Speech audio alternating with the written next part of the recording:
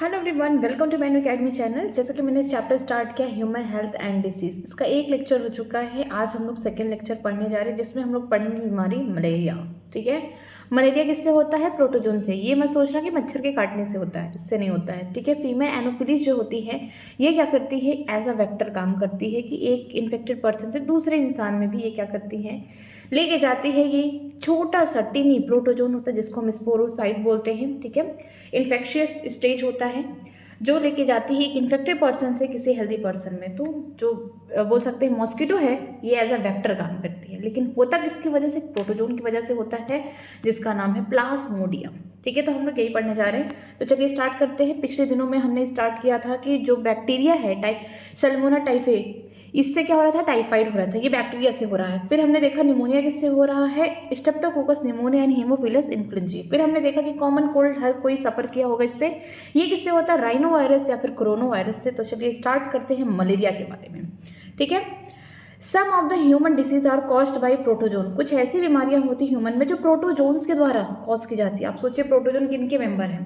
Comment करके जरूर बताइएगा। ठीक है, हैव हेard अबाउट मलेरिया? क्या आपने मलेरिया के बारे में सुना है? A disease man has been fighting since many year. एक ऐसी बीमारी जिससे इंसान काफ़ी सालों से बोल सकते हैं लड़ रहे हैं। प्लाज्मोडियम अटेनी protozoan is responsible for this disease. जैसे हमने पढ़ा था कि टाइफाइड बैक्टीरिया की वजह से हो रहा है। ठीक है, कॉमन कोल्ड वायरस की वजह से हो रहा है। वैसे ही जो मलेरिया है ये किससे हो रहा है? छोटे से प्रोटोजोन की वजह से हो रहा है, जिसका नाम क्या है? प्लाज्मोडियम है। डिफरेंट स्पीसीज ऑफ प्लाज्मोडियम, यहाँ पे डिफरेंट स्पीसीज है प्लाज्मोडियम की जो डिफरेंट टाइप के मलेरिया कॉज करते हैं। जैसे कि यहाँ पे लिखा है Plasmodium vivax, Plasmodium malaria and Plasmodium falciparum. सबसे ये बोल सकते हैं सबसे डेंजरस मलेरिया जो होता है किसकी वजह से होता है? प्लाज्मोडियम फैल्सीपेरम की वजह से होता है, जो डिफरेंट काइंड के यहाँ पे बोल सकते हैं मलेरिया बीमारी कॉज करते हैं। Are responsible for different type of malaria. ये जो स्पीसीज दिए गए हैं इनसे क्या होता है? डिफरेंट टाइप के यहाँ पे मलेरिया होते हैं। Of these, meningent malaria is caused by the Plasmodium falciparum is the most serious one and could be even fatal। बोला गया है कि सबसे ज़्यादा सीरियस, सबसे ज़्यादा घातक अगर कोई है तो कौन है? Plasmodium falciparum. इससे बहुत ही सीरियस टाइप की मलेरिया होती है। अगर इसका सही से इलाज ना कराया जाए तो इंसान मर भी सकता है। Let us take a glance at the life cycle of plasmodium. जो प्लाज्मोडियम है, जो बीमारी कॉज कर रहा है मलेरिया प्रोटोजोन, इसकी जिंदगी कैसे है? ठीक है, इसके लाइफ साइकिल के बारे में पढ़ेंगे कि किस तरीके से ये अपने लाइफ साइकिल को कंप्लीट करता है। Plasmodium enter the human body as a sporozoite infectious form. ठीक है, जो प्लाज्मोडियम है किसी भी इंसान के अंदर उसका सबसे इन्फेक्शियस फॉर्म कौन है? स्पोरोजोइट है, वो जाता है, तब जाके क्या होता है? मलेरिया होना स्टार्ट होता है। तो जो प्लाज्मोडियम इंटर करता है ह्यूमन की बॉडी में किस फॉर्म में? स्पोरोजोइट के फॉर्म में, जो कि बोल सकते हैं इन्फेक्शियस फॉर्म है, ये स्टेज है। Through the bite of infected. देखिए, इन्फेक्टेड का मतलब कि ऐसी एनोफिलीज मॉस्कीटो है, फीमेल एनोफिलीज मॉस्कीटो है। याद रखना कि जो मॉस्कीटो होगी फीमेल ही काम करती है इधर उधर की चुगली करना। तो इससे याद रखना कि जो भी फीमेल मॉस्कीटो होंगी बहुत ही ज़्यादा डेंजरस हैं। और फीमेल एनोफिलीज की बात करते हैं तो जो इन्फेक्टेड होंगी, जिसके पास क्या होगा? स्पोरोजोइट होगा, वो क्या करेंगे? किसी हेल्दी ह्यूमन के अंदर इस स्पोरोजोइट को क्या करेंगे? बाइटिंग के टाइम छोड़ देंगे। ठीक है, द पैरासाइट, जो पैरासाइट है, पैरासाइट कौन हुआ? जो बॉडी के अंदर जा रहा है। ठीक है, वो होगा प्लाज्मोडियम, या फिर हम बोल सकते हैं उसका जो इन्फेक्शियस फॉर्म है कौन है? स्पोरोजोइट है। The parasite initially multiply within the liver cell. ठीक है, स्टार्टिंग में क्या होगा कि जो पैरासाइट है ये जाके लीवर के सेल में क्या करेगा? खुद का रिप्रोडक्शन करेगा, डिवाइड करेगा, एसेक्सुअली करेगा, very important. And then attack to the red blood cell RBC resulting in their rupture. ठीक है, इसके बाद किस पे हमला करेगा? आरबीसी पे हमला करेगा। वो वहाँ पे भी अपने आप को क्या करेगा? मल्टीप्लाई करता हुआ जाएगा और एसेक्सुअल रिप्रोडक्शन करेगा। याद रखना कि ह्यूमन की बॉडी में जितनी बार ये जो स्पोरोजोइट है, जो इन्फेक्शियस फॉर्म है, अपने आप को बढ़ाएगा, ठीक है, रिप्रोडक्शन करेगा, तो हर बार एसेक्सुअल रिप्रोडक्शन करेगा। ठीक है, लीवर के सेल में जाएगा तो अपने आप को बढ़ाएगा और उनके सेल को बस्ट करेगा। देन ब्लड में जाएगा, ब्लड में किसको पकड़ेगा? आरबीसी को पकड़ेगा, उसके अंदर जाके अपने आप को रिप्रोड्यूस करेगा सेक्सुअली। एंड देन आरबीसी के भी सेल को क्या करेगा? बस्ट करेगा। बट इसी टाइम कुछ आपको सिम्टम्स देखने को मिलते हैं जब आरबीसी के सेल क्या होते हैं? फटते हैं। The rupture of the RBC is associated with the release of the toxic material या सब्सटेंस बोल सकते हैं, जिसका नाम है hemozoin, which is responsible for a chill and high fever recurring every 3 to 4 days। बोला गया है कि जब ये आरबीसी के अंदर जाते हैं पैरासाइट, वहाँ पे जाके एसेक्सुअली अपने आप को रिप्रोड्यूस करते हो, जब आरबीसी के सेल फटते हैं, बस्ट होते हैं, उस टाइम कुछ टॉक्सिक सब्सटेंस निकलता है, कुछ जहरीला पदार्थ निकलता है जिसका नाम क्या है, हीमोज्वाइन है। और ये दिखाता है कि इससे जब ये हीमोज्वाइन रिलीज होता है उससे क्या होता है, उस इंसान के अंदर खूब ठंड लगेगी, कपकपी आएगी, ठीक है।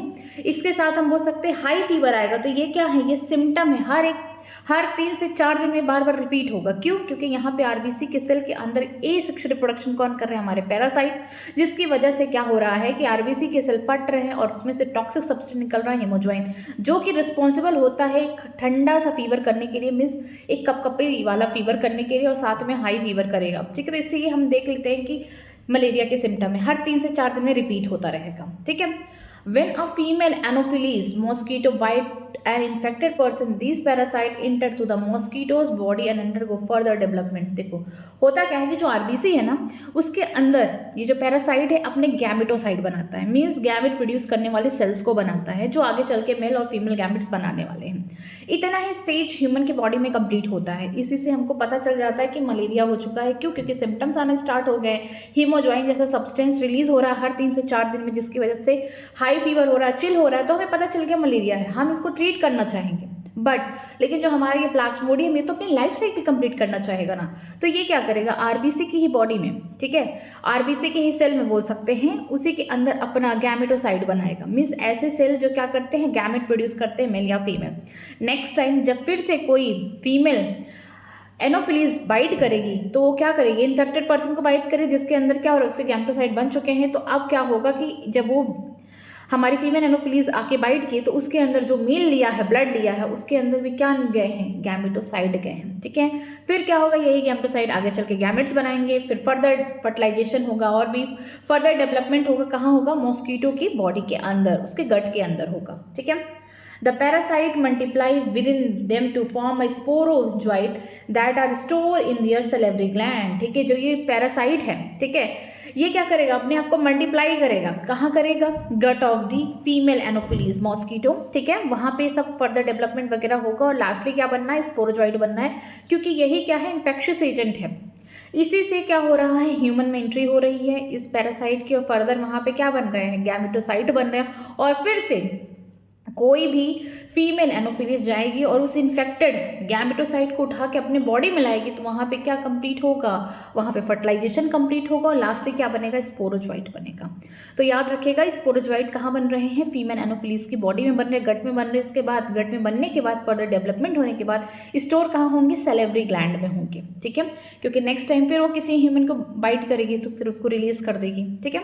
When these mosquito bite a human, the sporozoite are introduced into his or her body, thereby initiated the event mentioned above।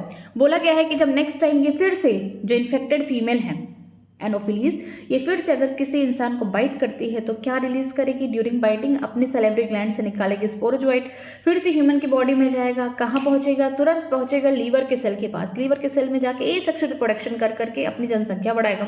फिर ब्लड में घूमेगा, ब्लड में किसे पकड़ेगा, आरबीसी को पकड़ेगा, आरबीसी के साथ क्या करेगा, वहाँ पे भी अपना एसेक्सुअल रिप्रोडक्शन कर करके बस्टिंग करेगा।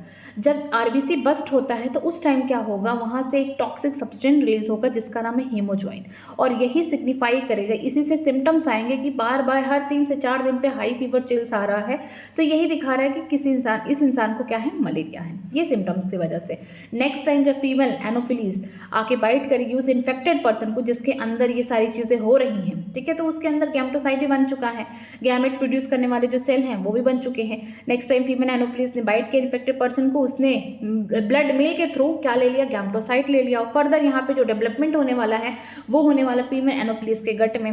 जब वहाँ पे स्पोरोजॉइट्स बन जाएंगे तो उनका भी स्टोर कहाँ होगा, सैलिवरी ग्लैंड में। नेक्स्ट टाइम फिर इसी तरीके से कहानी क्या होगी, चलती रहेगी। ह्यूमन किस लिए ज़रूरत है, क्योंकि वहाँ पे क्या बनना है, गैमेटोसाइट बनना है, और मॉस्किटो क्यों ज़रूरत है, क्योंकि वहाँ पे क्या हो रहा है, सेक्सुअल रिप्रोडक्शन उसके बॉडी में हो रहा है। तो इसीलिए हम बोल सकते हैं कि जो प्लाज्मोडियम की साइकिल है, ठीक है, ये दो होस्ट में कंप्लीट होता है। एक तो ह्यूमन हो गया पहले, दूसरा कौन हो गया, फीमेल एनोफिलीज हो गया। तो ये क्या है, डाइजेनिक है। It is interesting to note that the malaria parasite required 2 host. देखिए पहला कौन है, ह्यूमन है, दूसरा क्या है, मॉस्किटो है। फीमेल एनोफिलीज है to complete its life cycle, ठीक है। ह्यूमन में क्या हो रहा है, एसेक्सुअल रिप्रोडक्शन हो रहा है, लेकिन मॉस्किटो में ही एक्चुअली क्या हो रहा है, सेक्सुअल रिप्रोडक्शन हो रहा है। The female Anopheles mosquito is the vector transmitting agent to, ठीक है। यहाँ पे बोला गया कि जो फीमेल एनोफिलीज है ये कोई बीमारी नहीं कॉज कर रही, लेकिन ये क्या है, ट्रांसमिटिंग एजेंट है, वेक्टर की तरह काम कर रही है, ठीक है। तो यहाँ पे हम बोल सकते हैं कि ये कैसा है, डाइजेनिक है। डाइजेनिक का मतलब है कि किसी ऑर्गेनिज्म की लाइफ अगर 2 होस्ट में कंप्लीट हो, ठीक है, यहाँ पे लाइफ साइकिल कंप्लीट होगा।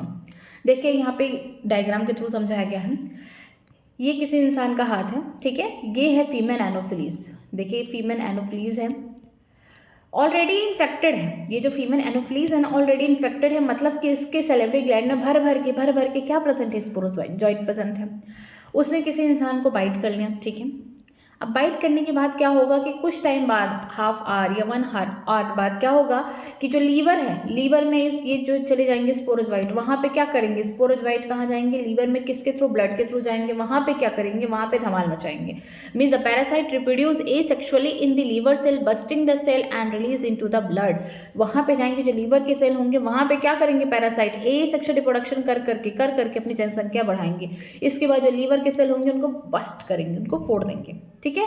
एंड देन इसके बाद कहाँ निकलेंगे, फिर ब्लड के थ्रू पहुंच जाएंगे कहाँ, आरबीसी के पास। The parasite reproduce asexually in the red blood cell, busting the red blood cells and causing the cycle of the fever and other symptom. The release parasite infect the new RBC cell. बोला गया है कि जब liver cell को bast कर दिए, अब आगे की तरफ जाएंगे कहाँ पे, आरबीसी के पास जाएंगे, ठीक है, रेड ब्लड सेल के पास जाएंगे। वहाँ पे क्या करेंगे, वहाँ पे भी फिर से एसेक्सुअल रिप्रोडक्शन करेंगे, फिर से अपनी जनसंख्या को बढ़ाएंगे। और जब यहाँ पे एसेक्सुअल रिप्रोडक्शन करेंगे पूरी तरीके से, जब यहाँ पे बस्टिंग होगा किसका, आरबीसी का, तो यहाँ से टॉक्सिक निकलेगा, ठीक है, टॉक्सिक सब्सटेंस निकलेगा जिसका नाम है हीमोज्वाइन।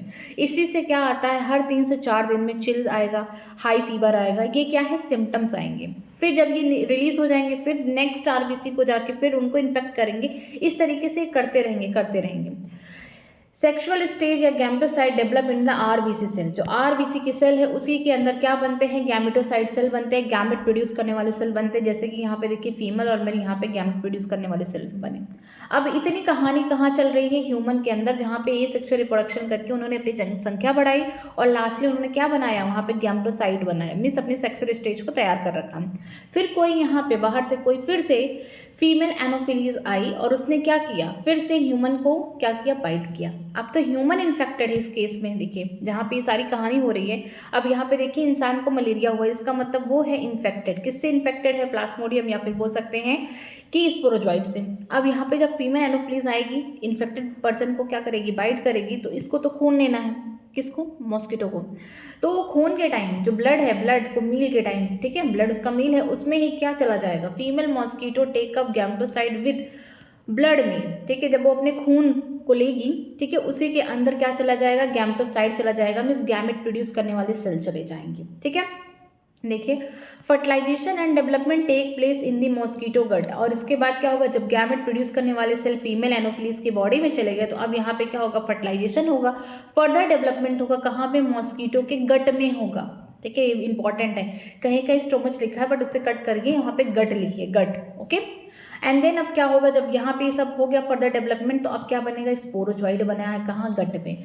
स्पोरोजोइड को गट में नहीं रखना है, उसको रखना है कहाँ, सेलेब्री ग्लैंड में रखना है। तो यहाँ पे देखिए mature infective stage, sporozoite escape from the gut and migrate to the mosquito salivary gland. जब पूरी तरीके से इन्फेक्टिव स्टेज में से स्पोरोजोइट मेच्योर हो गया, उसका फर्दर डेवलपमेंट हो चुका है, कहाँ, गट के अंदर।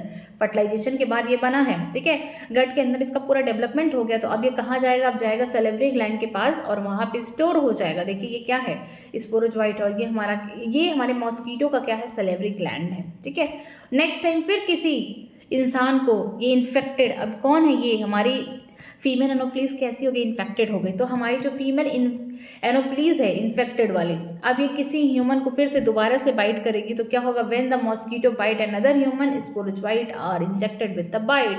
फिर ये स्पोरोजोइट उसके बॉडी में जाएगा, और जब बॉडी में जाएगा तो इसके बाद क्या होगा, स्पोरोजोइट पहुंचेंगे लीवर के थ्रू किसके थ्रू जाएंगे, ब्लड के थ्रू जाएंगे। वहाँ पे क्या करेंगे, सेक्सुअल रिप्रोडक्शन करके अपनी जनसंख्या बढ़ाएंगे। देन कहाँ पहुँचेंगे, ब्लड में आरबीसी के पास, वहाँ पे भी यही करेंगे। बट यहाँ पे एक टॉक्सिक सब्सटेंस निकलेगा जिसका नाम है हीमोज्वाइन। जब ये टॉक्सिक सब्सटेंस निकलेगा हीमोज्वाइन, तो यहाँ से क्या होगा, हाई फीवर, चिल देखने को मिलेगा हर 3 से 4 दिन। इससे इंसान को पता चल गया कि मलेरिया के सिम्टम्स आ रहे हैं। ओके, और इसी आरबीसी के अंदर सेक्सुअल स्टेज को भी बनाएंगे, मीन्स गैमेटोसाइट भी बनाएंगे। और इतना कहानी खत्म हुआ ह्यूमन में। तो अब फीमेल एनोफिलीज जब ये इस इन्फेक्टेड पर्सन को बाइट करेगी तो अपने ब्लड मील के थ्रू क्या ले लेगी, गैमेटोसाइट को ले लेगी, गैमेट प्रोड्यूस करने वाले सेल्स को ले लेगी। और जब ये ले लेगी अपने मिल के थ्रू, तो ये जो गैमेट प्रोड्यूस करने वाले सेल कहाँ पहुँचेंगे, जो हमारी फीमेल एनोफिलीज है उसके गट में पहुँचेंगे। जब गट में पहुँचेंगे तो वहाँ पे क्या फर्टिलाइजेशन होगा, डेवलपमेंट होगा। फर्टिलाइजेशन होने के बाद क्या बनेगा, स्पोरोजॉइड बनेगा। और इसी तरीके से हमारा जो स्पोरोजॉइड है ये पूरी तरीके से मैच्योर हो चुका है। कहाँ, फीमेल मॉस्किटो के गट में। मेल वाले के अंदर ये सब नहीं होगा, इंपॉर्टेंट चीज़, ठीक है। फीमेल जो एनोफिलीज है उसके गट में स्पोरोजॉइड बन चुके हैं। अब वो कहाँ आएंगे, सैलिवरी ग्लैंड में आएंगे, वहाँ स्टोर होंगे। नेक्स्ट टाइम ये हमारी इन्फेक्टेड फीमेल एनोफिलीज किसी ह्यूमन को बाइट करेगी, देन फिर से यही साइकिल चलने वाला है। और यहाँ पे प्लाज्मोडियम की लाइफ साइकिल कंप्लीट होगी 2 बॉडी में। पहला कौन होगा, ह्यूमन। इंपॉर्टेंट है क्यों, क्योंकि वहाँ पे सेक्सुअल रिप्रोडक्शन करके क्या बनाना है, गैमेटोसाइड बनाना है, गैमेट प्रोड्यूस करने वाले सेल बनाना। और फीमेल एनोफिलीज क्यों जरूरी है, क्योंकि फर्दर यहाँ पे सेक्सुअल रिप्रोडक्शन कंप्लीट हो रहा है। तो ये पूरे प्लाज्मोडियम की जो लाइफ साइकिल है कहाँ कंप्लीट हो रही है, ह्यूमन प्लस मॉस्किटो में। तो इसीलिए इसको क्या बोलते हैं, डाइजेनिक, मीन्स 2 यहाँ पे होस्ट की आवश्यकता है। नेक्स्ट बीमारी देखते हैं, नेक्स्ट है अमीबियोसिस, ठीक है। अमीबियोसिक जो बीमारी है, ऐसा लग रहा है अमीबा से है, हाँ अमीबा से ही है। बट ये कैसी अमीबा है, ये पैरासिटिक वाली है, ठीक है। ये अमीबा नॉर्मल जो पानी में मिलती है इसके बारे में नहीं, ये ऐसी है जो पैरासाइट वाली, जो बीमारी कॉज करती है। प्रोटोजोन की मेंबर ये भी हैं। आप सोच लीजिए, अगर आपने बायोलॉजिकल क्लासिफिकेशन पढ़ा है, अगर आपने प्रोटिस्टा किंगडम पढ़ा है, अगर आपने उसके क्लासेस में, उसके ग्रुप में अगर आपने प्रोटोजोन के बारे में पढ़े तो शायद आपको ये याद हो, ठीक है। तो अमीबियोसिस को हम क्या बोलते हैं, अमीबियोबिक डाइसेंट्रिया। मीन्स यहाँ से आपको पहले से ही लग रहा है, नाम से ही लग रहा है कि कुछ जो होगा दिक्कत होगी, ये पेट वाली समस्या होगी यहाँ पे। तो चलिए इसके बारे में पढ़ते हैं। नाम पहले ही लिखा गया, एंटा अमीबा हिस्टोलिका, ठीक है। नाम में क्या है, एंटा अमीबा, मीन्स कि ये पैरासिटिक फॉर्म वाले प्रोटोजोन है। हिस्टोलिका का हिस्टोलॉजी का मतलब कि स्टडी ऑफ टिश्यू। हिस्टोलिका का मतलब है कि ये क्या करते हैं, टिश्यू को तोड़ते हैं, ठीक है। Tissue, break down of tissue, break down of tissue, ये टिश्यू को क्या करते हैं, तोड़ते हैं, ठीक है। तो इनका नाम क्या है, एंटा अमीबा हिस्टोलिका है। इस अ प्रोटोजोन पैरासाइट, ये कैसे पैरासाइट है, प्रोटोजोन के मेंबर हैं, ठीक है। In a large intestine of the human which causes amoebiasis amoebic dysentery, ठीक है। जो एंटा अमीबा हिस्टोलिका है ये क्या है, पैरासिटिक फॉर्म ऑफ प्रोटोजोन है, जो कहाँ पे एक्ट करते हैं, इनका जो बोल सकते हैं टारगेट साइट क्या है, लार्ज इंटेस्टाइन है, या फिर हम बोल सकते हैं कोलान, ठीक है। यहाँ पे ये अपना इफेक्ट दिखाते हैं और क्या कॉज कराते हैं, अमीबियोसिस कराते हैं। सिम्टम्स वेरी इंपॉर्टेंट है। Symptom of this disease included constipation, abdomen pain, cramps, stool with excess of mucus and blood clot. Very important है कि जिसको ये बीमारी हो जाती है तो उसका पेट खराब होगा। क्यों, क्योंकि इनका मेन काम कहाँ है, लार्ज इंटेस्टाइन की कोलॉन की जो लेयर है, जो टिश्यू है, सब म्यूकोसा, उनको खाते हैं वो, ठीक है, उनकी टिश्यू को तोड़ते हैं ये। तो इसकी वजह से सिम्टम्स देखने को मिलेंगे, कॉन्स्टिपेशन, ठीक। दूसरा हो गया एब्डोमिनल पेन, ऑब्वियसली पेन होगा पेट के साइड, क्रैम्प्स होंगे, ठीक है। Stools with excess of mucus and blood clot, अगर कोलान की लेयर, जो हमारा इस लार्ज इंटेस्टाइन का पार्ट है कोलान, उसकी लेयर को अगर कोई कट करेगा, ठीक है, उसके सेल्स को तोड़ेगा, उसके टिश्यूज़ को तोड़ेगा, तो जब भी स्टूल्स आएंगे, मतलब जब फीकल मैटर होगा, ठीक है, तो उसमें क्या होगा, म्यूकस निकलेगा एक्सेस फॉर्म में, और साथ में ब्लड क्लॉट निकलेंगे। क्यों, क्योंकि ये जो प्रोटोजोन है, पैरासिटिक प्रोटोजोन जो है, मिस एंटा अमीबा हिस्टोलिका, इसका मेन काम यही है कि लार्ज इंटेस्टाइन के जो कोलान पार्ट है उसके सब म्यूकोसा एंड म्यूकोसा के टिश्यूज़ को क्या करते हैं, तोड़ते हैं, ठीक है, उनको हम बोल सकते हैं ब्रेक डाउन करते हैं, जिसकी वजह से जो स्टूल्स आते हैं, मिस जो फिकल मैटर निकलेगा उसमें म्यूकस होगा भर भर के और खून के थक्के होंगे, ठीक है। Housefly act as the mechanical carrier and serve to transmit the parasite from the feces of the infected person to the food and the food product, thereby contaminating them, ठीक है। आप सुने होंगे कि मक्खी जो है बीमारी लेके आती है, क्यों लाती है, देखिए जो एंटामीबा हिस्टोलिका प्रोटोजोन पैरासिटिक है, इसके द्वारा जो बीमारी की जाती है अमीबियोसिस, ठीक है। अब जिसको हो जाएगी बीमारी तो उसके स्टूल में या कहीं कहीं उसके जो फीकल मैटर होंगे ये उसके पूरी तरीके से कंटामिनेटेड हो रहेंगी, ठीक है। अगर ये हाउस फ्लाई उसके फीकल मैटर पे, किसके, जो इंसान इन्फेक्टेड है इस बीमारी से, जिसके अंदर ये बीमारी हो चुकी है, उसके फीकल मैटर पे अगर ये हाउस फ्लाई जाके बैठ गई एंड देन पहुंच गई फूड या फूड के प्रोडक्ट में, तो अब हमारा जो खाना पानी है वो भी कंटामिनेटेड हो गया। किससे हो गया? एंटामीबा हिस्टोलिका से हो गया, ठीक है। नेक्स्ट देखते हैं आगे। Drinking water and the food contaminated by faecal matter are the main source of infection. जो हम पानी पीते हैं, जो फूड खाते, अगर कंटामिनेटेड हो चुका है इनके फीकल मैटर से, तभी जाके इन्फेक्शन होगा। ओवरऑल कहने का यही मतलब है कि जो ये इन्फेक्शन है एंटामीबा हिस्टोलिका के द्वारा हो रहा है, और ये प्रोटोजोन है पैरासिटिक, जो कि लार्ज कोलॉन या फिर लार्ज इंटेस्टाइन के जो कोलॉन वाला रीजन है उनके म्यूकोसा एंड सब म्यूकोसा के लेयर को क्या करते हैं? तोड़ते हैं वहाँ पे भी अपने रिप्रोडक्शन करते रहते हैं। जब ये इन्फेक्टेड पर्सन फीकल मैटर, जब भी ये वॉशरूम वगैरह जाएगा, टॉयलेट करेगा, खुले में कर दिया, ठीक है, तो उस समय क्या होगा? कोई मक्खी आके वहाँ पे बैठ गई तो ये क्या करेगी? ये ट्रांसमिट करेगी कहाँ पे? जो फूड है, फूड के प्रोडक्ट पे, इस बोल सकते हैं एंटामीबा हिस्टोलिका को, ताकि जो इंसान अगर वो फूड या फूड के प्रोडक्ट को खाए या पानी को गंदा कर रहा है उसको खाए तो उसको भी बीमारी हो जाएगी। तो इसका मतलब ये है कि हमें ऐसे खाना पानी पीना चाहिए जो कि साफ़ सुथरा हो, जहाँ पे हमारी हाउस फ्लाई भी ना आ पाए, ठीक है। क्योंकि ये क्या कर रही है? इतनी भयानक बीमारी लेके आनी, जिसका नाम क्या है? Entamoeba histolytica. और बीमारी का नाम क्या है? अमीबियोसिस। यही खतरनाक है। क्यों? क्योंकि यहाँ पे इंटरनली बहुत ज़्यादा ब्लीडिंग होगी ड्यूरिंग, हम बोल सकते हैं स्टूल जब निकलते हैं, म्यूकस, ठीक। इसके साथ साथ क्रैम्प्स होगा, बहुत दर्द होगा, ठीक है। चलिए नेक्स्ट देखते हैं एस्केरियासिस। एस्केरियासिस के बारे में सबने पढ़ा है, ठीक है। अब ये भी क्या है? पैरासाइट है। आपने एस्केलमेंथिस पढ़ा होगा तो उसमें आपने देखा होगा एस्केरिसिस के मेंबर, ठीक। पहली बार यहाँ पे फीमेल और मेल के बीच में डाइमॉर्फिज्म, सेक्सुअल डाइमॉर्फिज्म देखने को मिला था। Ascaris, the common roundworm and the Wucheria, the filarial worm are the some of the helminthes which are known to the pathogenic to the man। बोला गया है जो Ascaris, आप जिसको कॉमनली क्या कहते हैं?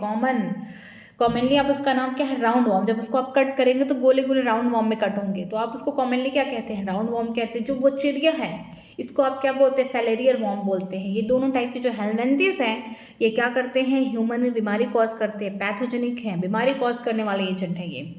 एस्केरिसिस an intestinal parasite causes ascariasis, ठीक है। जो एस्केरिस है, ठीक है, ये क्या करते हैं? इंटेस्टाइनल पैरासाइट, इंटेस्टाइन के अंदर रहते हैं और वहाँ पे क्या बीमारी कॉज करते हैं? एस्केरियासिस। लाइफ में सबको हुआ होगा, ठीक है।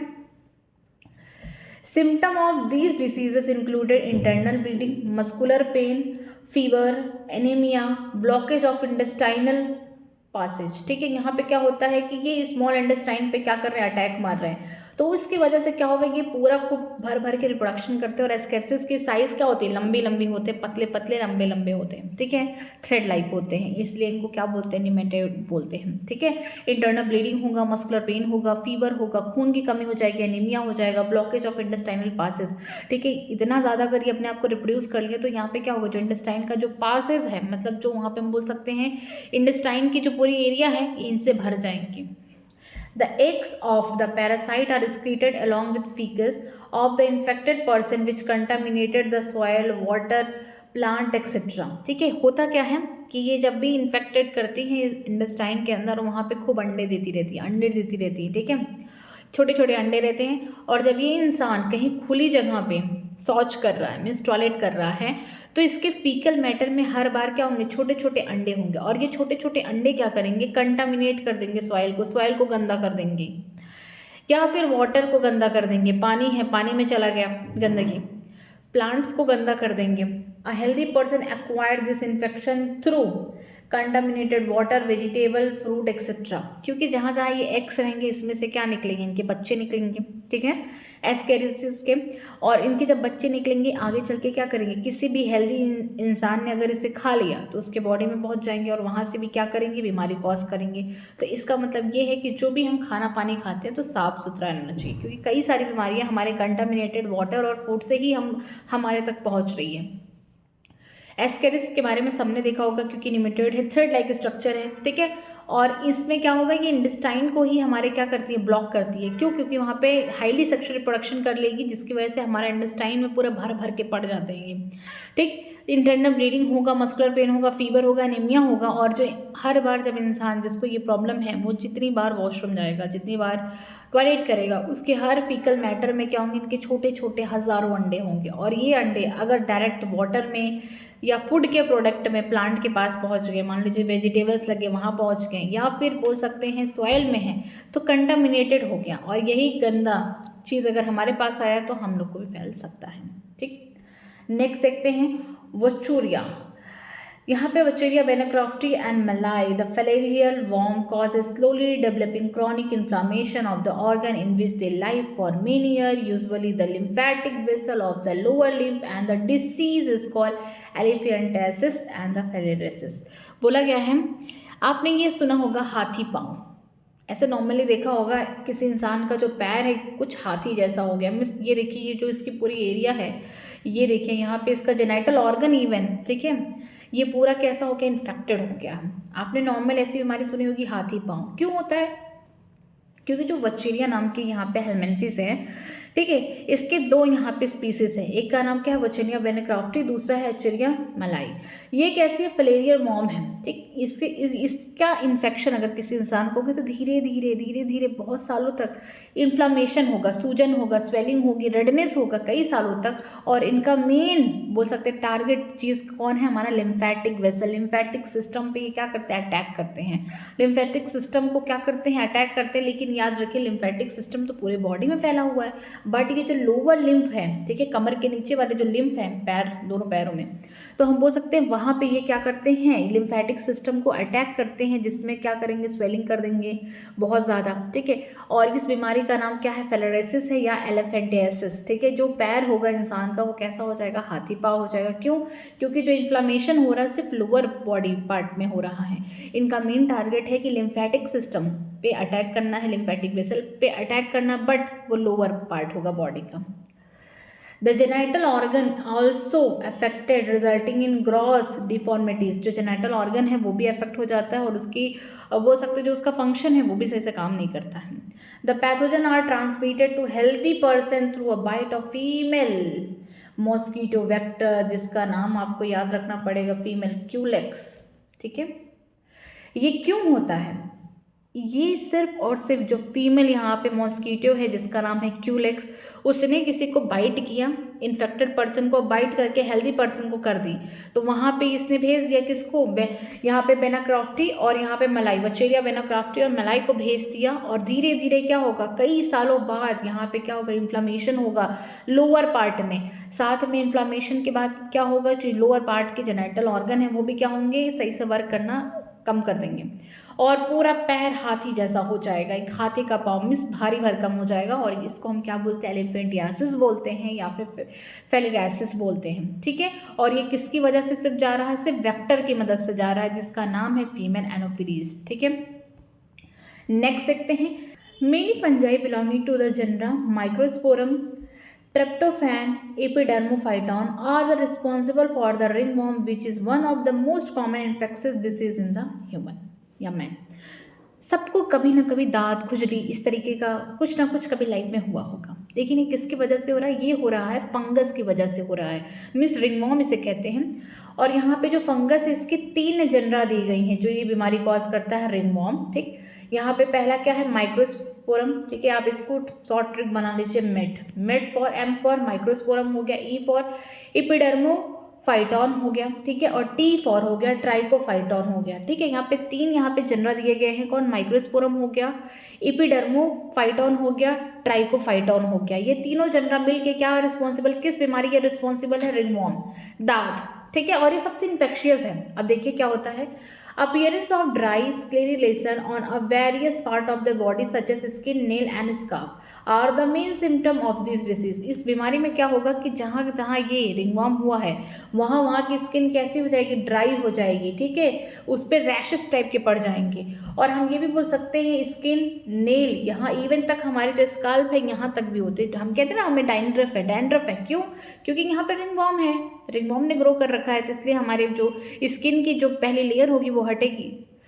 आर द मेन, ये मेन सिम्टम है, ठीक है, कि यहाँ पे रिंगवर्म हो चुका है।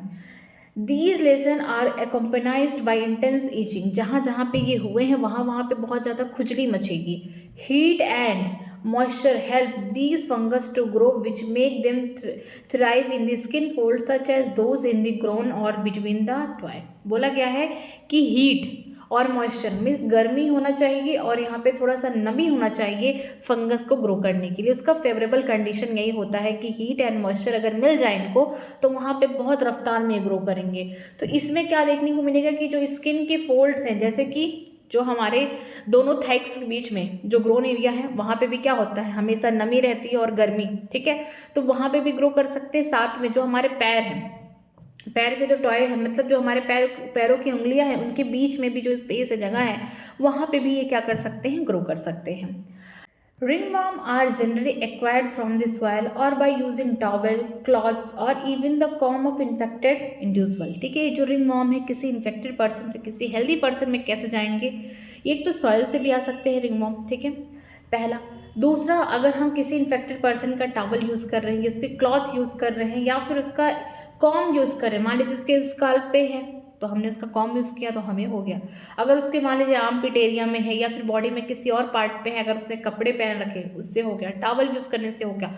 मिस जो की बीमारी है ये बहुत ही ज़्यादा कॉमन है, सबको कभी ना कभी हुआ है। और फंगस के लिए सबसे अच्छा जो क्लाइमेट है या कंडीशन है क्या होना चाहिए, हीट और मॉइस्चर होना चाहिए, जिससे ये बहुत रैपिडली ग्रो करते हैं। और ये जो रिंगवर्म है सॉइल से भी हो सकता है, ठीक है, किसी इन्फेक्टेड पर्सन के कपड़े पहन लीजिए, कुछ भी आप इस्तेमाल करिए जहाँ पे उसको इन्फेक्टेड एरिया है, अगर उससे कांटेक्ट में आपके पास कोई चीज़ आ रही है तो आपको भी हो जाएगा, ठीक है।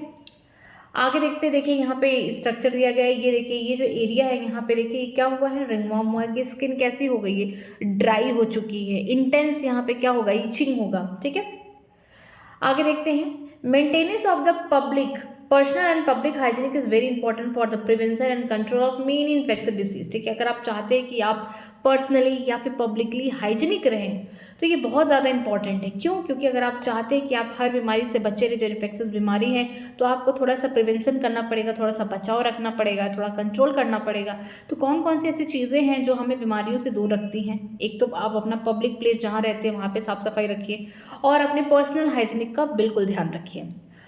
Measures for the personal hygienic included the keeping the body clean, consumption of the clean drinking water, food, vegetable, fruit etcetera. अगर आपको पर्सनल हाइजीनिक की बात की जाए तो पहले तो आपको डेली नहाना, अपनी बॉडी को रखिए क्लीन, ठीक है। दूसरा, आप जो भी खा पी रहे हैं, खाना पानी, वेजिटेबल, फ्रूट, वो कैसा होना चाहिए, हाइजीनिक होना चाहिए, साफ सुथरा होना चाहिए। तो ये आपकी पर्सनल, ये क्या हो गई, हाइजीनिक हो गई। लेकिन अब हम लोग बात करते हैं पब्लिक हाइजीनिक की। The public hygienic included the proper disposal of the waste and excreta, periodic cleaning and disinfection of the water reservoir, pool, cesspool, tank and observing the standard practice of the hygienic in the public catering। बोला गया है कि अगर आप public place में जा रहे हैं तो आप पब्लिक हाइजीनिक को भी ध्यान में रखते हुए जाइए कि जो भी आप वेस्ट है उसको आप ऐसी जगह फेंकिए जहाँ से बीमारी ना हो, ठीक है। अच्छी जगह उसको क्या करिए, डिस्पोजल करिए। जो भी स्क्रीटा वगैरह है, ठीक है, उसके लिए कवर टैंक बनवाइए, खुले में कुछ मत करिए, ठीक है। पब्लिकली ख़राब है और आपके लिए भी ख़राब हो सकता है। पीरियोडिक क्लीनिंग करिए, अपने आसपास जहाँ पे भी आपका घर है, जहाँ पे भी आप रहते हैं, अपने आसपास क्लीनिंग करिए। यहाँ तक कि अगर आप वाटर पूल वगैरह में जाते हैं या जहाँ पे वाटर का पूरा रिजर्वर है उसको भी क्लीन करिए। जो भी आपके घर में टैंक्स लगे हुए हैं उसको भी मंथली आप उसको क्लीन कराइए। क्यों? क्योंकि वहाँ पे भी क्या हो सकता है, वहाँ पे भी ऑर्गेनिज्म सर्वाइव करके, प्रोटोजोन वगैरह सर्वाइव करके बीमारी कॉज कर सकते हैं, ठीक है। ये सब क्या है, पर्सनल और पब्लिक हाइजीनिक है, जिससे क्या कर सकते हैं आप, कई सारी बीमारियों से बच सकते हैं। These measures are particularly essential where the infectious agents are transmitted through the food and water such as typhoid, amoebiasis, ascariasis, ठीक है। अगर आप अपने चारों तरफ अच्छा खाना पानी खा रहे हैं, पी रहे हैं, ठीक है, साफ़ सफाई रख रहे हैं, तो ये बहुत अच्छा होगा उन इन्फेक्शियस एजेंट के लिए जो क्या कर रहे हैं, फूड और वाटर कंटामिनेटेड से पहुंच के आ रहे हैं हमारे पास, ठीक है।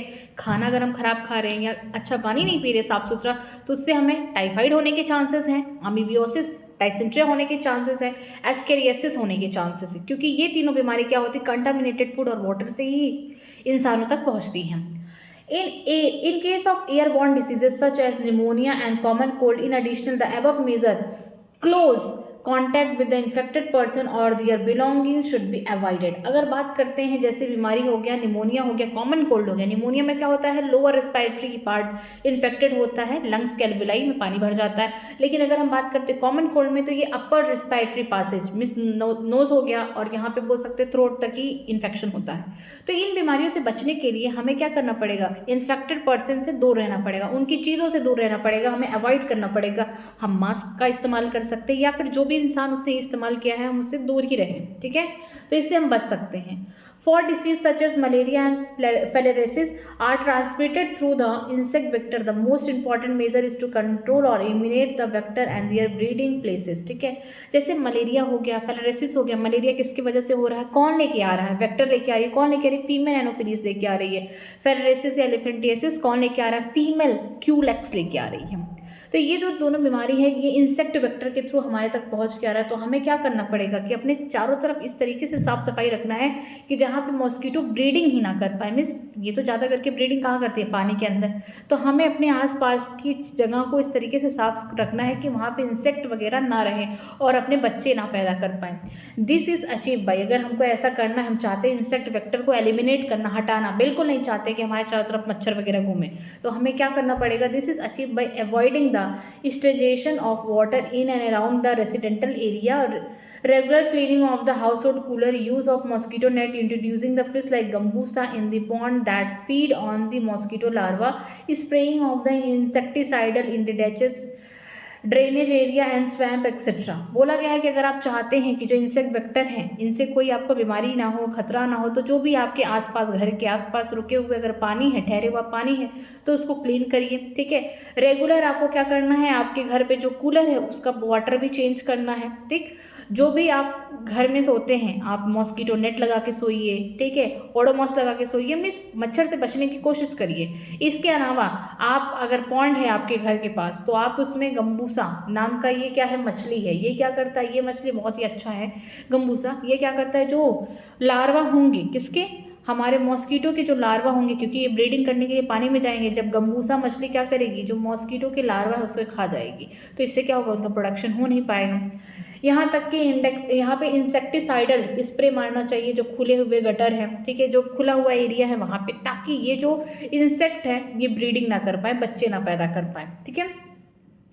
In additional, door and window should be provided with wire mesh to prevent the entry of mosquito। इसके अलावा जो भी आपके घर में दरवाजे हैं, ठीक है, या फिर खिड़कियां हैं, उनके ऊपर क्या होना चाहिए, वहाँ तो कवर है ही, ठीक है, लेकिन वहाँ पे क्या होना चाहिए, वायर मेश होना चाहिए। मतलब कि वहाँ पे हम बोल सकते हैं वायर के छोटे छोटे यहाँ पे नेट लगे रहने चाहिए, ठीक है, जिससे क्या होगा कि मॉस्किटो आपके घर के अंदर, चाहे विंडो हो चाहे डोर हो, किसी के थ्रू नहीं आ सकते हैं। Such precautions have become more important, especially in the light of recent widespread incidents of the vector-borne Aedes mosquito disease like the dengue, chikungunya of many part of the India। ये सब करना इसलिए बहुत ज़्यादा ज़रूरी है क्योंकि रिसेंटली बहुत ही ज़्यादा वेक्टर से, ठीक है, वेक्टर का मतलब यहाँ पे क्या है, यहाँ पे है हमारी Aedes mosquito, female Aedes mosquito. ये क्या करती हैं, दो बीमारियों को ट्रांसमिट करती हैं, उनके लिए वेक्टर है डेंगू और चिकनगुनिया। डेंगू और चिकनगुनिया होते वैसे तो वायरस से हैं, एयरबोर्न वायरस से होते हैं, लेकिन इनको एक इन्फेक्टेड पर्सन से हेल्दी पर्सन पे कौन लेके जा रहा है, यहाँ पे एडीज मॉस्किटो लेके जा रही है, फीमेल एडीज मॉस्किटो लेके जा रही है। इसीलिए हम जहाँ कहीं भी रहते हैं हमें क्या करना चाहिए, जो भी रुका हुआ पानी है, जो भी हमारे घर का कूलर है, टैंक है, या फिर हम बोल सकते हैं जो भी हमारे आसपास गंदगी है उसे साफ करना चाहिए। इवन अगर हमारे आसपास पॉन्ड है तो वहाँ पे गंबूसा नाम की मछली डालना चाहिए, जितने भी मॉस्किटो है उसने लार्वा उसके होंगे उसको फीड कर जाएगा, ठीक है। इसके अलावा हमें इंसेक्ट मारने वाले स्प्रे को पूरे पूरे अपने आसपास छिड़कने चाहिए। घर में जो दरवाजे हैं, खिड़कियां हैं, उनमें भी वायर मेश लगना चाहिए। जब भी हम सोने जा रहे हैं वहाँ पे भी हमारे लिए क्या लगना चाहिए, मॉस्किटो नेट लगना चाहिए, ताकि हम इन सब बीमारियों से बच सकें। ठीक है। The advancement of many biological science have arm us to effectively deal with many infectious disease. ठीक है। बायोलॉजिकल साइंस में, बायोलॉजी के साइंस में काफ़ी एडवांसमेंट आया, जिसकी वजह से हम इन इन्फेक्शियस डिसीज से अब बच सकते हैं। ठीक है। The use of vaccine and immunisation programme has enabled to completely eradicate a deadly disease like small pox. बोला गया कि वैक्सीन के इस्तेमाल से और इम्यूनाइजेशन प्रोग्राम की मदद से हम पूरी तरीके से कम्प्लीटली छुटकारा पा चुके हैं। किससे?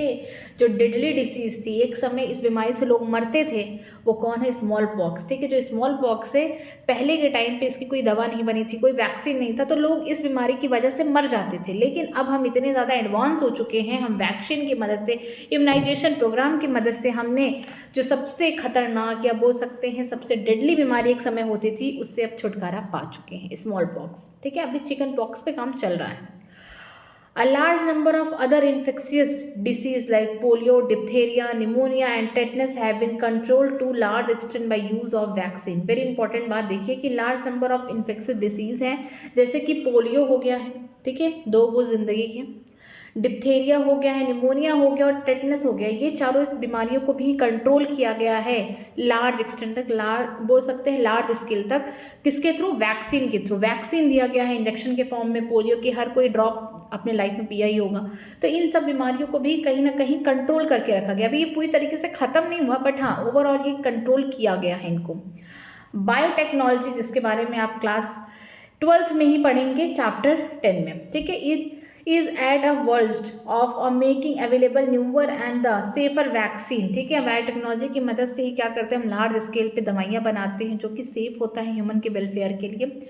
Discovery of antibiotic and various other drugs has also enable us to effectively treat the infectious disease. ठीक है। बहुत जब डिस्कवरी हुई एंटीबायोटिक की, ठीक है, जो कि गलती से हुआ था, किसके द्वारा हुआ था? अलेक्जेंडर फ्लेमिंग के द्वारा गलती से हुआ था, बट इसके डिस्कवरी ने बहुत सारे बीमारियों को क्या किया, जड़ से ख़त्म कर दिया। एंटीबायोटिक आया, बहुत सारे उससे भी अच्छे और आगे एंटीबायोटिक बने, जिससे हम लोग इन्फेक्शियस डिसीज़ को ट्रीट कर पाए। ठीक है। आगे देखते हैं इम्यूनिटी। इम्यूनिटी होता क्या है? हम बार बार इम्यूनिटी कहते हैं कि हमारे बॉडी की एक बोल सकते हैं पावर, एक शक्ति है कि हम हमारे जो आसपास एंटीजन है, जो बीमारी करने वाले पैथोजन घूम रहे हैं, उसके अगेंस्ट क्या दिखा सके? डिफेंस दिखा सके। इम्यूनिटी यही होता है। ठीक है। Every day we expose to a large number of infectious agent. ऐसा नहीं है कि अगर हमें बीमारी हो रही है तभी हमको लग रहा है कि हमारी इम्यूनिटी कमज़ोर है। हम हर दिन बहुत जगह जाते हैं, बहुत ऐसी जगह जाते हैं जहाँ पे गंदगी है, धूल है, डस्ट है। इवन मैं अगर इस कमरे में भी हूँ तो यहाँ पे बहुत सारे एंटीजन हैं या इन्फेक्शन कॉज करने वाले एजेंट है, पैथोजन घूम रहे हैं, लेकिन मुझे बीमारी इसलिए नहीं हो रही है क्योंकि मेरी जो इम्यूनिटी है कहीं ना कहीं इनके अगेंस्ट डिफेंस बना रखी है। ठीक है। However, only few of these explode to result a disease। ठीक है। इनमें से कुछ ही जो एजेंट होंगे, इन्फेक्शियस एजेंट होंगे या फिर पैथोजन होंगे, वही मुझे बीमारी कॉज कर सकते हैं। वाई? ऐसा क्यों है? This is due to the fact that the body is able to defend itself from most of the foreign agent। बोला गया है इसलिए है क्योंकि सारी जो यहाँ पे इन्फेक्शियस एजेंट है, जो बीमारी कॉज करने वाले एजेंट है, हर कोई बीमारी नहीं कॉज कर सकता ह्यूमन में। क्यों? इसलिए क्योंकि बॉडी खुद एबल है, खुद कैपेबल है। ठीक है। उसके पास खुद डिफेंस की शक्ति है, खुद बहुत सारे जो फॉरेन एजेंट है, जो फॉरेन एंटीजन है, जो डिसीज कॉज करने वाले एजेंट्स हैं, उनके अगेंस्ट क्या कर सकती है? डिफेंस प्रोवाइड कर सकती है बॉडी की।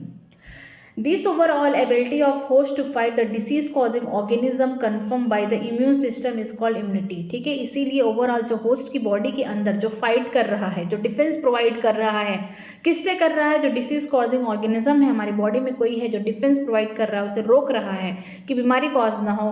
और किसके थ्रू हो रहा है? इम्यून सिस्टम के थ्रू हो रहा है, उसी को हम इम्यूनिटी कहते हैं। Immunity are of 2 type. जो इम्यूनिटी है 2 टाइप की होती है। पहला क्या है? Innate immunity and second is acquired immunity. जो इनेट इम्यूनिटी होती है ये बचपन से ही आती है, बच्चों में होती है। ठीक है। ड्यूरिंग बर्थ के टाइम। लेकिन जो एक्वायर्ड इम्यूनिटी होती है धीरे धीरे जब हम बड़े होते हैं अपने लाइफ में एक्वायर्ड करते हैं, प्राप्त करते हैं। ठीक है। तो चलिए पढ़ते हैं इनेट इम्यूनिटी के बारे में। Innate immunity is non specific type of defence. ठीक है। ये कोई स्पेसिफिक नहीं है कि इसके लिए इम्यूनिटी प्रोवाइड की, नॉन स्पेसिफिक है। That is present at the time of birth. ठीक है, तो ये जो कब प्रेजेंट होती है, बर्थ के दौरान, जब बच्चा नया नया जन्म लेता है तो उसके अंदर भी तो इम्यूनिटी होना चाहिए, क्योंकि वो पहली बार सर्वाइव कर रहा है ऐसे एटमॉस्फेयर में जहाँ पे हज़ारों लाखों यहाँ पे हवा में किसी ना किसी थ्रू यहाँ पे डिसीज़ कॉज करने वाले एजेंट घूम रहे हैं, तो उसको भी तो इम्यूनिटी मिलना चाहिए। तो उसको कहाँ से मिल रहा है, इन्नेट इम्यूनिटी मिल रहा है, जो कि नॉन स्पेसिफिक टाइप है, वो कोई फिक्स नहीं है, लेकिन ये कब प्रेजेंट होता है, ड्यूरिंग बर्थ के time. This is accompanied by providing different type of barrier to the entry of the foreign agent into the body। ठीक है, ये जो innate immunity है ये डिफरेंट टाइप के बैरियर प्रोवाइड करता है, जैसे इन बैरियर के थ्रू कोई भी बाहर का डिसीज कॉजिंग ऑर्गेनिज्म उसके बॉडी में नहीं जा सकता है। तो जो बैरियर होगा डिफरेंट टाइप का, इनेट इम्यूनिटी क्या करता है, जो डिसीज कॉजिंग एजेंट है उनको रोकता है, बॉडी के अंदर जाने से रोकता है, ठीक है, ताकि बीमारी ना हो। Innate immunity consist of 4 type of barrier. ठीक है, जो इनेट इम्यूनिटी है यहाँ पे 4 टाइप के बैरियर हैं, जो कि ड्यूरिंग बर्थ के टाइम होता है, नॉन स्पेसिफिक है, इसके पास कोई मेमोरी नहीं होती, नो मेमोरी, याद रखिएगा। पहला फिजिकल है, दूसरा फिजियोलॉजिकल, सेलुलर एंड साइटोकाइनेसिस। ठीक है, अगर बात करते हैं फिजिकल, नाम से ही लग रहा है, skin on our body is the main barrier which prevent the entry of the micro organism. जो हमारी स्किन है ना, ये भी क्या है, ये भी बैरियर का काम करती हैं। बहुत सारे माइक्रो ऑर्गेनिज्म हो सकते हैं कि मेरी स्किन को पार करके अंदर आ सकते हैं, तो हमारा स्किन भी क्या है, सबसे बड़ा बैरियर है। ठीक है, ये मेन बैरियर है कि ये रोकता है कि जो माइक्रो ऑर्गेनिज्म जो आंखों से नहीं दिख रहे, जो इतने छोटे हैं कि हमको माइक्रोस्कोप लगा के देखना पड़ेगा, वो हमारे बॉडी की जो सेल हैं, जो स्किन का जो सेल उससे भी जा सकते हैं। तो हमारी बॉडी ने क्या किया है, स्किन को एक बैरियर बना लिया है जिसके थ्रू माइक्रो ऑर्गेनिज्म को रोका जाए। ठीक है, mucus coating of the epithelium lining of respiratory, GIT, gastrointestinal tract and urogenital tract is also help in trapping the microbes entering our body. बोला गया है कि जो म्यूकस कोटिंग है हमारे रेस्पिरेटरी सिस्टम में, जो मलगम है, जो म्यूकस है, ये भी क्या कर रहा है, माइक्रो ऑर्गेनिज्म को रोकने का काम कर रहा है। जो हमारा एलिमेंट्री कैनाल है, गैस्ट्रो इंटेस्टाइनल ट्रैक, वहाँ पे भी म्यूकस भरे हुए हैं, वो भी क्या कर रहे हैं, रोकने का काम कर रहे हैं। माइक्रोब्स अगर अंदर आ भी गए हैं तो उनको ख़त्म कर दिया जाए, बीमारी कॉज करने ना दिया जाए। क्यों, क्योंकि हम मुँह से भी हमारे अंदर माइक्रोब्स आ सकता है, नाक से भी आ सकता है, आँख से भी आ सकता है, कान से भी आ सकता है, डिफरेंट जो ओपनिंग पोर्ट्स हैं, ओपनिंग पार्ट हैं, वहाँ से भी आ सकता है। तो हर जगह तो कुछ ना कुछ रोकने का काम करना पड़ेगा ना बॉडी को, नहीं तो मुंह से मैंने खाना खाया, अंदर बहुत सी ढेर सारी माइक्रो बीमारी कॉज करें, नाक से मैंने सांस लिया, एयर के थ्रू पहुंच गया, तो उनको रोकने के लिए यहाँ पे बोला गया है कि रिस्पिरेटरी सिस्टम में क्या प्रेजेंट है, म्यूकस प्रेजेंट है। GIT हमारा गैस्ट्रो इंटेस्टाइनल ट्रैक, वहाँ पे म्यूकस प्रेजेंट है। यूरोजेनाइटेड ट्रैक, हमारा जो जेनाइटेड ट्रैक है, वहाँ से या फिर जहाँ से हम यूरिन डिस्चार्ज करते हैं वहाँ से भी माइक्रोब्स आ सकते हैं। तो यहाँ सब पे कहाँ है, म्यूकस प्रेजेंट है। क्यों प्रेजेंट है, ताकि इन माइक्रोब्स को ट्रैप कर दिया जाए और इससे बीमारी कॉज करने से रोका जाए। ठीक है, नेक्स्ट है physiological barrier. Acid in the stomach, saliva in the mouth, tear from eyes all prevent the microbial growth। ठीक है, हमारे पेट में जो एसिड है, HCl जो निकलता रहता है हर बार, ये भी क्या करता है, माइक्रोब्स अगर गलती से खाने में आ गए तो वहीं पे ख़त्म कर दिया जाए। जो सलाइवा है हमारे माउथ में बार बार जो लार बनता रहता है, ये भी क्या है, इसके अंदर क्या प्रेजेंट है, लाइजोजाइम। ठीक है, हमारे सलाइवा में भी प्रेजेंट है और हमारे टीयर में भी प्रेजेंट है, क्या, लाइसोजाइम। ठीक है, ये क्या करते हैं, ये भी रोकने का काम करते हैं। हमारे सलाइवा में जो लाइसोजाइम प्रेजेंट है, ये क्या करते हैं, जो भी माइक्रोब्स हमारे खाने के थ्रू आ चुके हैं उनको रोक दिया जाए, उनको मार दिया जाए। या फिर जो आंखों में आंसू आ जाते हैं, ठीक है, अगर डस्ट आ गया, गलती से आंखों में आंसू आ रहा है, तो इसका मतलब कहीं ना कहीं जो लाइसोजाइम है ये सिक्रीट हो रहा है और माइक्रोबल ग्रोथ को रोक रहा है। थर्ड है सेलुलर बैरियर। अब हमारे सेल किस तरीके से बैरियर का काम करते हैं, certain type of the leucocyte WBC of our body like the PMNL, ठीक है, न्यूट्रोफिल, जिसका नाम है पॉलीमॉर्फोन्यूक्लियर ल्यूकोसाइड। इसका मतलब ये है कि कभी ये सेल इस तरीके से दिखेगा, कभी इस तरीके से दिखेगा, कभी इस तरीके से दिखेगा, कभी इस तरीके से, मीन्स ये डिफरेंट शेप दिखा सकता है। ठीक है, क्यों, क्योंकि पॉलीमॉर्फोन्यूक्लियर ल्यूकोसाइड का मतलब ये है कि इनके जो न्यूक्लियस है हमेशा चेंज होते रहते हैं। अगर कहीं भी देखा कि एंटीजन आ गया है, ठीक है, माइक्रोब्स आ चुका है जो बीमारी कॉज करने वाला, उसको तुरंत पकड़ के खा जाएगा। ठीक है, फैगोसिस्ट होते हैं ये। एंड मोनोसाइट, जो न्यूट्रोफिल है, आप पढ़ चुके हैं, जो न्यूट्रोफिल हो गया या फिर हमारा जो मोनोसाइट हो गया, ये कैसे होते हैं, फैगोसिस्ट होते हैं। कैसे होते हैं, फैगोसिस्ट होते हैं ये। क्यों? क्योंकि ये देखते हैं माइक्रोब्स को जो बीमारी कॉज करे उसे निगल जाते हैं। And the natural killer, a type of the lymphocyte in the blood as well as the macrophage in the tissue can be phagocyte and destroy the microbes। ठीक है, जो नेचुरल किलर है ना, ये क्या है, एक टाइप ऑफ लिम्फोसाइट है। ये कैसे होते हैं? नॉन फैगोसिस्ट होते हैं। ये सिक्रीट करते हैं कुछ सब्सटेंस जिसका नाम है परफोरिन, और इस सब्सटेंस से क्या होगा, जो सेल होगा वो धीरे धीरे धीरे धीरे धीरे उसमें पोर्स हो जाएंगे और वो स्वेल होके बस्ट हो जाएगा, तो इससे मारते हैं ये। लेकिन ये कैसे होते हैं? नॉन फैगोसिस्ट होते हैं। ठीक है, ये निगलते नहीं हैं।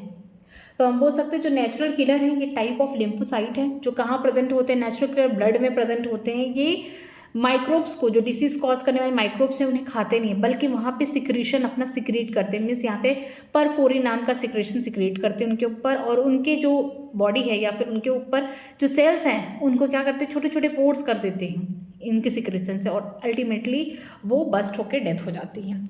लेकिन अगर बात करते हैं टिश्यू में, तो टिश्यू में कौन प्रेजेंट है? टिश्यू में प्रेजेंट है हमारा मैक्रोफेज। ठीक है, मैक्रोफेज कैसा है? फैगोसिस्ट है। ठीक, ये क्या करता है? निगल लेता है। माइक्रोब्स को देखा उसने, फिर जाएगा तुरंत उसे निगल लेगा, खा के ख़त्म कर देगा। तो ये डिस्ट्रॉय करता है माइक्रोब्स। तो ये बहुत इंपॉर्टेंट है इस पॉइंट में कि जो सेलुलर बैरियर है, यहाँ पे आपको WBC, आपने सुना होगा कि WBC डिफेंस का काम करता है। तो ये सेलुलर बैरियर, ठीक है, इसके डिफरेंट यहाँ पे सेल हैं WBC की, जैसे कि न्यूट्रोफिल, पॉलीमॉर्फोन्यूक्लियर ल्यूकोसाइट। मतलब जो न्यूट्रोफिल है ये भी क्या है? फैगोसिस्ट है। हर बार अपना न्यूक्लियस बदलता रहेगा। क्यों? जहाँ देखा माइक्रोब्स वहाँ पहुँच गया ये। मोनोसाइट भी कैसे हैं? फैगोसिस्ट हैं। लेकिन अगर बात करते हैं नेचुरल किलर की, नॉन फैगोसिस्ट हैं। ये टाइप ऑफ लिम्फोसाइट है जो कि ब्लड में प्रेजेंट होते हैं, अपने सिक्रीशन के द्वारा ही माइक्रोब्स को मारते हैं। अगर बात करते हैं मैक्रोफेज की, तो मैक्रोफेज कहाँ प्रेजेंट होते हैं? टिश्यू में प्रेजेंट होते हैं, जो कैसे होते हैं? फैगोसिस्ट होते हैं और डिस्ट्रॉय करते हैं माइक्रोब्स को। लास्ट क्या है? Cytokinin barrier. Virus infected cells secrete the protein called the interferon which protect the non-infected cell from the further viral infection। ठीक है, अगर हम बात करते हैं साइटोकाइनिन बैरियर की, तो ये क्या होता है? जो वायरस से इन्फेक्टेड सेल होते हैं, मान लीजिए कोई वायरस है, इस सेल को उसने क्या क्या इन्फेक्ट कर दिया, तो इससे कुछ सिक्रीट होगा। वायरस से इन्फेक्टेड सेल से कुछ सिक्रीट होगा। ठीक है, वो क्या होगा? प्रोटीन होगा, जिसका नाम क्या होगा? इंटरफेरॉन। ठीक है, इसका नाम क्या होगा? इंटरफेरॉन, जो प्रोटेक्ट करेगा नॉन इन्फेक्टेड सेल को। जो और भी सेल होंगे जिनमें अभी वायरस ने इन्फेक्शन नहीं किया है, उनको बचाएगा। ठीक है, ताकि तुम्हारे ऊपर वायरस का इन्फेक्शन ना हो। ठीक, तो हम बोल सकते हैं जो साइटोकाइनिन बैरियर है, यहाँ पे जो वायरस से इन्फेक्टेड सेल होंगे, याद रखिएगा, वेरी इंपॉर्टेंट, जो वायरस से इन्फेक्टेड सेल होंगे वो कुछ अच्छी चीज़ें निकालेंगे जिसका नाम है प्रोटीन। ठीक है, वो प्रोटीन है जिसका नाम है इंटरफेरॉन। उन चीज़ों को निकालेंगे ताकि जो इन्फेक्टेड, जो अभी इन्फेक्टेड सेल हैं, वो ये सब निकाल रहे हैं किसके लिए? जो नॉन इन्फेक्टेड हैं, जो अभी वायरल डिसीज़ या वायरल इन्फेक्शन से बचे हुए हैं, उनके ऊपर ये क्या करेंगे? सिक्रीट करेंगे, प्रोटेक्शन का काम करेंगे, ताकि इनको आगे वो यहाँ पे बोल सकते हैं वायरल इन्फेक्शन ना हो। ठीक है, तो हम बोल सकते हैं कि जो खुद इन्फेक्टेड है वो दूसरों को बचाने का काम कर रहा है। क्यों? किसके थ्रू? अपना प्रोटीन का सिक्रेशन कर रहा है, इंटरफेरॉन, और ताकि जो और भी सेल हैं जो अभी नॉन इन्फेक्टेड है, जिसने अभी वायरस ने अटैक इनके ऊपर नहीं किया है, तो इनको बचाने के लिए उस सिक्रेशन से इनको बचा रहे हैं, इंटरफेरॉन से। ठीक है, एक्वायर्ड इम्यूनिटी हम लोग कल पढ़ेंगे। बाकी अगर आपको कहीं भी किसी भी लाइन में डाउट है तो आप मुझसे कमेंट सेक्शन में पूछ सकते हैं, मैं उसका रिप्लाई करूँगी। अगर वीडियो अच्छी लगती है तो प्लीज़ वीडियो को लाइक करिए, हो सके अपने फ्रेंड को भी शेयर करिए, और सब्सक्राइब करना मत भूलिए। कोई भी प्रॉब्लम होता है मुझसे कमेंट सेक्शन में आप पूछ सकते हैं, मैं उसका रिप्लाई करूँगी। Thank you very much.